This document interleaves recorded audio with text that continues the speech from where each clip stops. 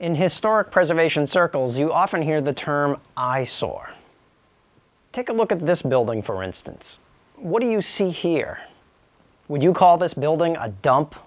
Would you say that this building needs to be torn down and something new needs to be put in its place? Well, if you have that attitude, you would rob a community of one of its most beloved historic buildings. The Alvah Kittredge House was built in 1836 and saw many changes over its lifetime. After years of neglect, the property was thoughtfully restored by Historic Boston Incorporated. Renovations were complete in 2014, and today, the building is a showpiece.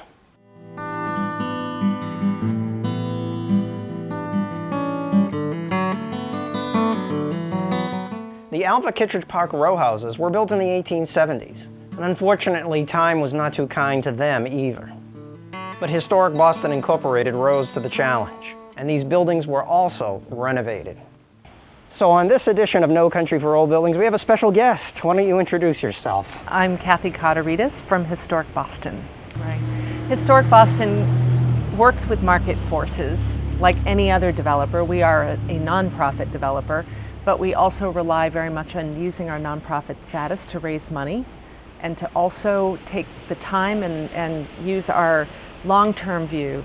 But in order to do this, we had to replace about 40% of the structure here. Not just the exterior of what you see. Yes, the columns are new for the most part, although they are wood and they were done in the traditional manner. But the reality is that once we got into the house, the first thing we did was pull all the plaster away on the inside and look at the structure to evaluate whether or not we could keep that. This building had been exposed to the elements. There had been fires here and water damage and things like that, so it was very difficult to see what was going on in the back of the behind the plaster. But at the end of the day, it was worth replacing because it was we knew we could achieve a feasible project by making those adjustments. We could ultimately create 2-bedroom units in here that could be rented for the tax credit compliance period, which is about 5 years for using historic tax credits, and here we are today. This building had a lot of advocacy around it. A lot of the neighbors here who have been improving their homes and making investments and hoping that those ultimately are valuable to their own futures have been looking at this building and thinking, oh my God, when will somebody take care of that? And yet no one ever advocated for it to be taken down. Many of them were really at the front end of advocating for its restoration. They wanted to keep it. They could recognize the architectural value and they saw it as being emblematic of the neighborhood. So we listen hard to those kinds of voices, and we also believe strongly that you need to have community voices speaking up for the projects. We don't restore property for some hoped for use because people think it should be a historic museum. Mm-hmm. We want these properties to be back in use for market reasons and that can be supported by market uses, because then they will be sustainable and supportable and maintainable over time. Designations and inventories and identification and education is critical. I mean, that's how you build an argument for a place to be maintained and why this mansard property should be maintained, but that one, all right, we don't need to, we don't fall on a sword for that one. That you can weigh things in a certain way.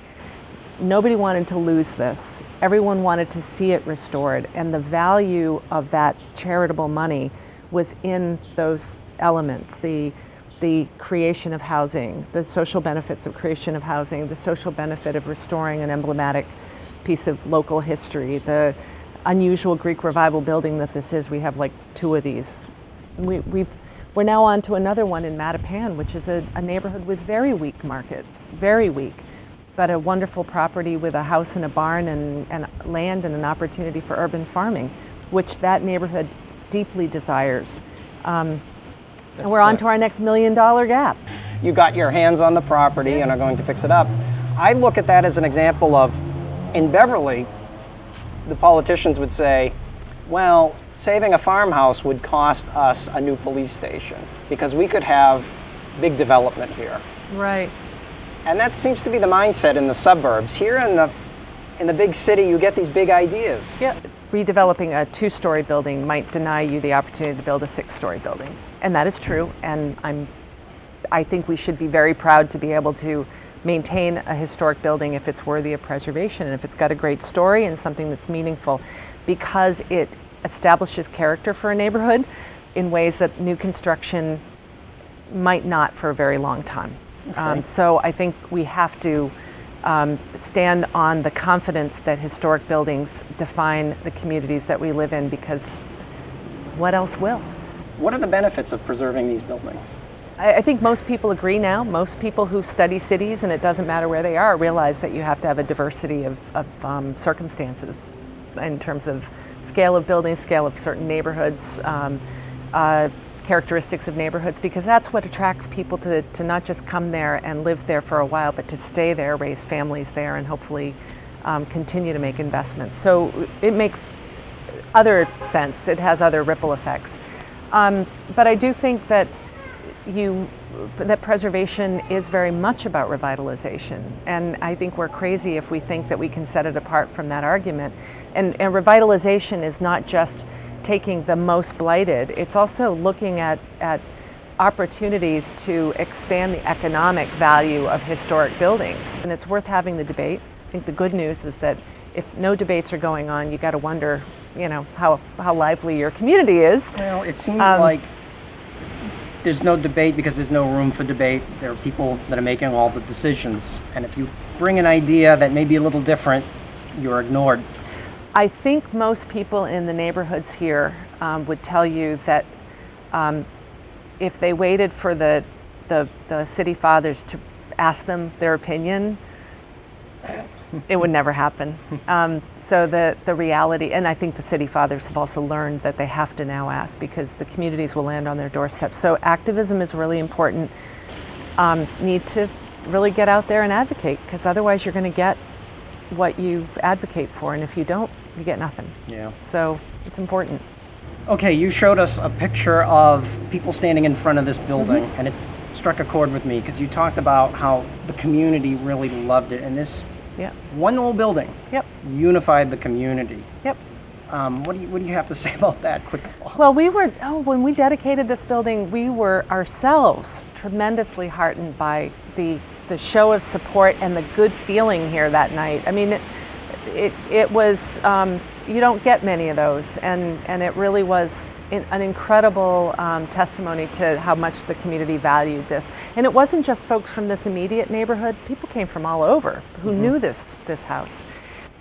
Eyesore does not equal demolition. Eyesore means that something has not been taken care of probably for a long time. And you can fix anything, yes, with the right amount of money.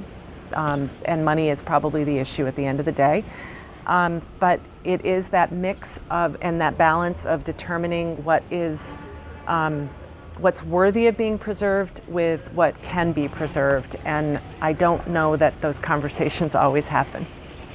But we need to look around us and make sure that the things that we have now that might not have been valued as much then, a lot of Victorian architecture in the 50s and 60s was thought to be disposable, and yet it really isn't. I mean, it's very important to keep because of scale, because of detail and architectural style that can't be replicated easily. And I think urban renewal was enough to put us on serious alert that we needed to be much more discriminating about what we keep, and cautious about making those kinds of big wholesale removals in the interest of economic development.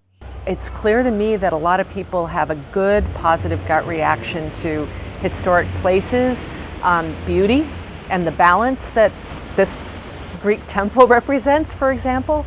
And I think that we've benefited from that. I mean, in this community, you have a lot of people who were not immersed in northern New England architecture, a lot of immigrants, all of that, and yet there's a profound respect for the neighborhood history and the character of this place.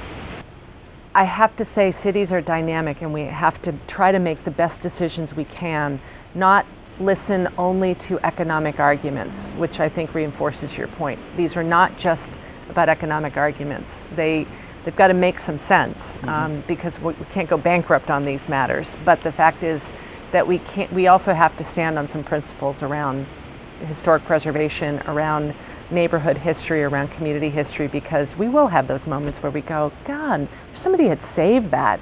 Well, too late, right? Yeah. But we also need to recognize that there will be a need for new construction, and and land is not plentiful anymore, and we've got to make some tough decisions, but we also need to weigh all of that and not just listen to developers who may sound like they're looking to make the community better, but I think what they're, in most cases, most developers are trying to make sure that they make a living.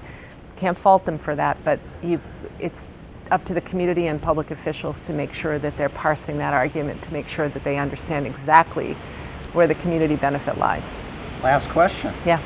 Speaking to the camera over there, what do you want to say to Beverly? I know at one of the meetings you said every community should have a Historic Boston Incorporated. Unfortunately, Yeah. not every community Yeah. does. Very few communities Yeah. do, and Beverly certainly doesn't. What would you want to tell Beverly? Well, I think Beverly, you should think about getting or starting a nonprofit like Historic Boston. It took us, we're 55 years old, it took us a long time to get where we are, but you need to start. But having the tools in place and a group that's solely focused on actual bricks and mortar preservation is very, very important. I also think that collaboration is really important, that preservationists need to work closely with community development folks, with institutional users, and others who are interested in the same things, perhaps not in the same fashion. Preserving downtown or preserving affordable housing. All of these things work together. We do it, we have to, in order to make our mission really meaningful. So, a lot of things are possible with an expanded toolbox, so I'm often arguing that we need more preservation revolving funds.